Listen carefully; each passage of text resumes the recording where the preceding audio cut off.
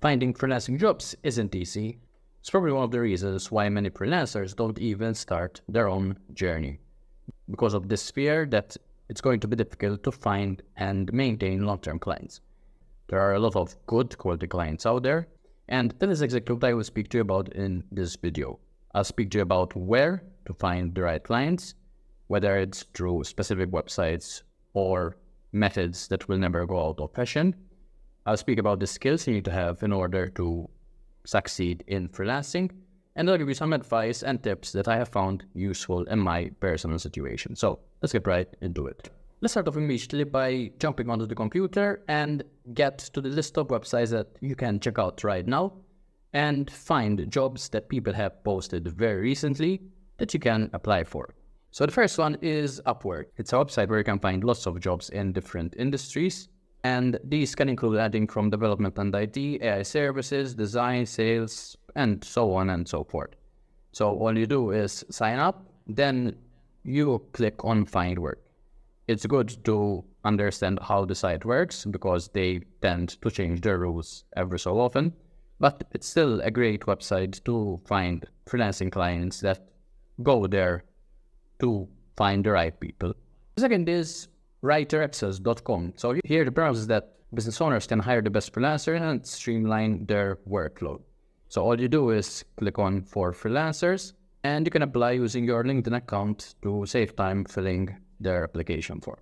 The third is Zeris.com. So if I go to their homepage, they claim that their platform is a simple, powerful, award-winning content planning and production platform that allows you to plan your content, find top writing talent, and create custom optimized blogs, white papers, and ebooks. So they're all things that a freelance writer can create, and it's all about joining and then getting gigs added your way.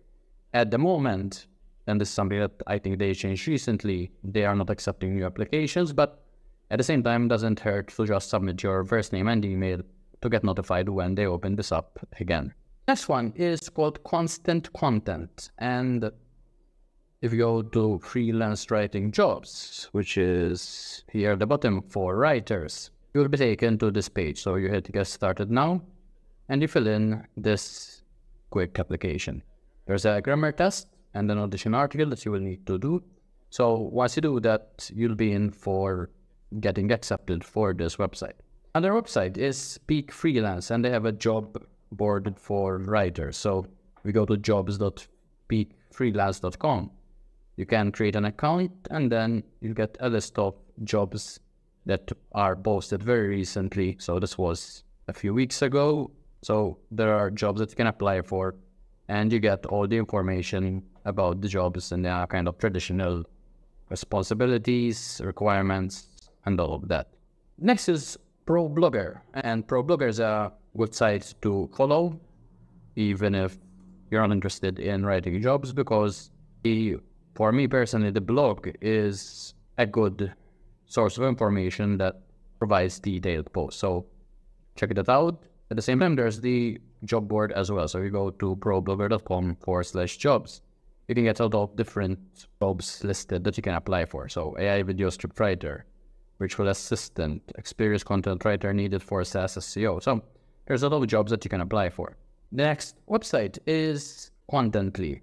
So the premise is that you can eliminate content marketing calls. And if you're a writer, you can click the register button and you'll be able to get started creating a free portfolio. The next one is freelancewritinggigs.com.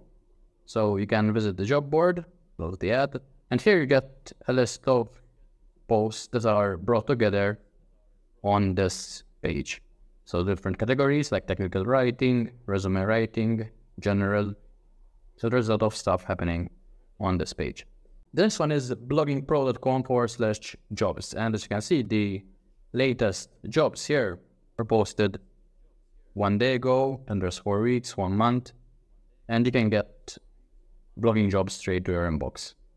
So those are some of the websites I wanted to mention. Apart from those, there's also the linkedin.com/jobs. So here are the top picks based on your profile and search history. And if you hit show all, you'll get a list of potential recommended jobs that you can apply for. It's great if you have LinkedIn, so you can just go there and you'll get a curated list of jobs, and that makes it easy to get started with the application process. So those are the top websites that you can check out right now. You can start sending your resume, apply for the jobs, and at the end of the day, it's also a numbers game as you're building up your freelance writing career. So don't be afraid to apply for positions and show the business how you can help them with the value that you create. Now, with that said, the problem might be that you could be thinking, I don't have the skill, I don't have the experience, I don't have the background in order to apply for some of these jobs. And while that might be true, there are ways to get around it. This is exactly what I want to address in this next section of the video. So while you might not have the specific experience that some of these jobs might require, you still have skills that you can use in your application to demonstrate the value that you can provide.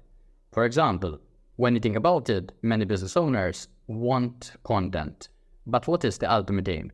They want people to create stuff to get more customers, to ultimately get them to spend more money.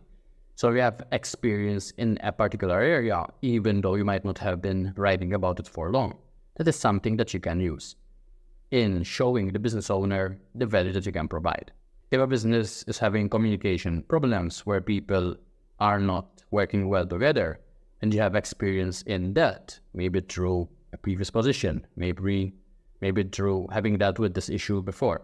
Again, there's a skill that you can use and mention in your application in order to get you one foot in the door. If you have data-driven decision-making abilities, businesses are afraid of leaving money on the table.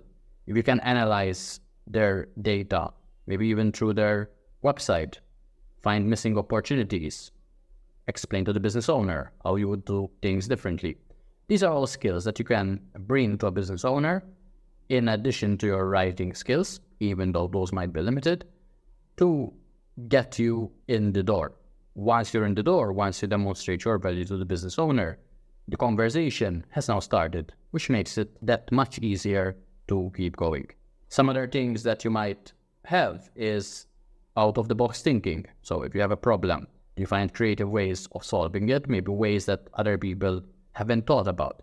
If you're adaptable, you're able to change directions and pivot when needed.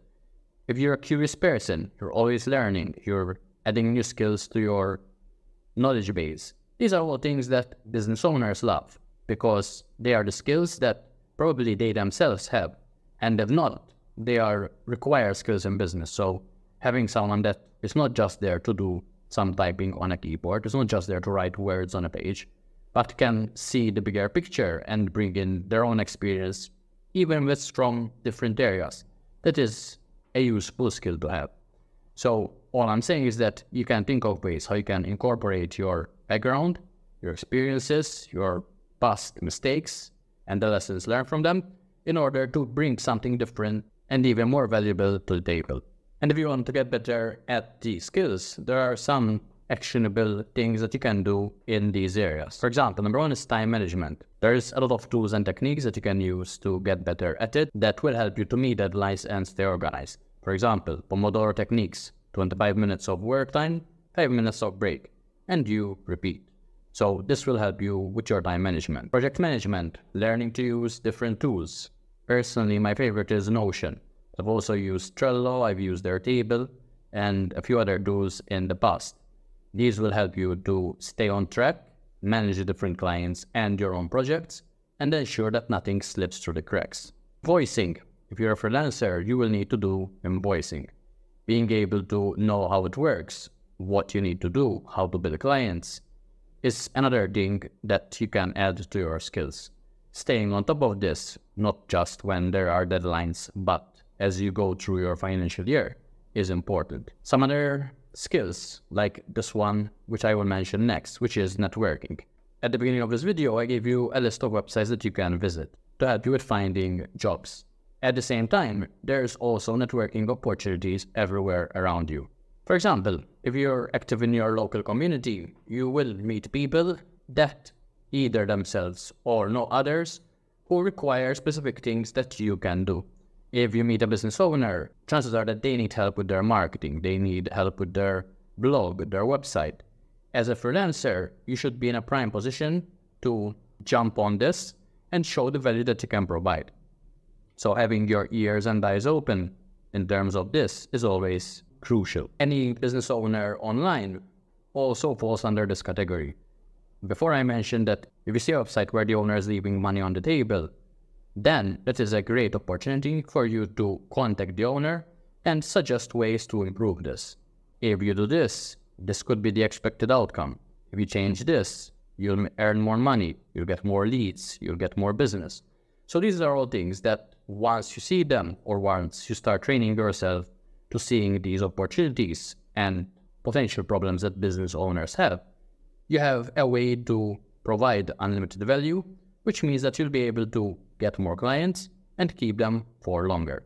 The next point to mention is that what we've spoken about so far is you going out to business owners and potential clients.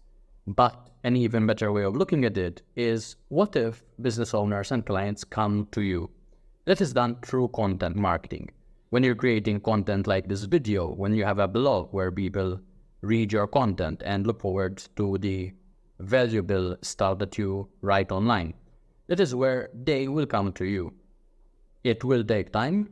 It's longer than going directly to the client, but at the same time, when people reach out to you, they already see you as an authority in your topic, in your niche, so anything that you say will be taken in a way more seriously.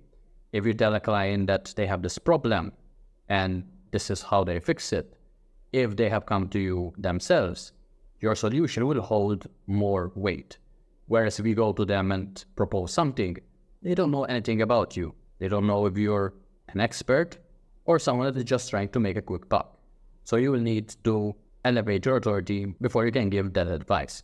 Again, if they come to you, those things are already built in. So creating content is a very good long-term plan to have. Now, content can come in many forms. It can be a YouTube channel, it can be a blog, it can be you posting on high authoritative websites.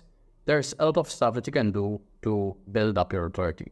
You could even do all of them. So it depends on how you prefer to put out content on the internet and the time and resources that you have available. Now, let's say that you found your clients. Here are some challenges that you will need to address sooner or later. And the first is writer's block. As a freelance writer, you need ideas and you need to constantly put out great ideas into the world. Writer's block is the opposite of that. You're staring at that blank page, cursor blinking, and you don't know what to do. There are different ways how to deal with writer's block. The first, which I really like, is to never stop a task once it's finished, but rather to stop once I'm in the middle of it, because this will allow my brain to think about things when I'm not actively working on them. And in a way, I find that my brain comes up with solutions or inspiration for how to proceed. So personally, that is how I don't end up in that situation. There are also a lot of AI tools that can help you with outlines, with brainstorming ideas. So use these tools because they are helpful. If you're reading content on the internet and you see a good idea, save it for later. It's an idea that you can use in your content. So there are many different ways how to never run out of ideas. Also consider that different industries can also be inspirational. Even if you're reading stuff or watching stuff that has nothing to do with what you're writing about, you can still get the fundamentals and use them in your writing. Another common challenge is addressing difficult clients. As you're building up your freelancing experience, chances are that you will run into people that seem one way, but are actually another. They might even have shown you from day one the way they are, but you chose to ignore that. So, in my opinion, it's not worth working with clients that make your life difficult. There's a lot of clients out there, and working with people that you like, people that you know, and people that you trust is very important. Dealing with challenging clients can sometimes be solved by being clear in your communication. You tell people what to expect, when to expect it, and what happens once you deliver. And then you stick to those three things. Clear communication is generally the first thing to avoid difficult clients. If the problem persists, then you need to decide, is the client worth having, along with their problems and complications that they bring, or is it better to drop them? And sometimes it's better to just drop them. There are different ways, and it all depends on your specific situation. Next up is negotiating rates. So you found your clients, and now the question comes up. How much do you charge? Do you charge per word, per project? Personally, I love charging per project. I don't think that charging per word is a good decision because, first of all, as the writer, you're incentivized to write more words, and that leads to fluff. When you're getting paid per word, writing a 1,000-word article that you could have written 400 words about will obviously earn you more money. It's in your interest to write more.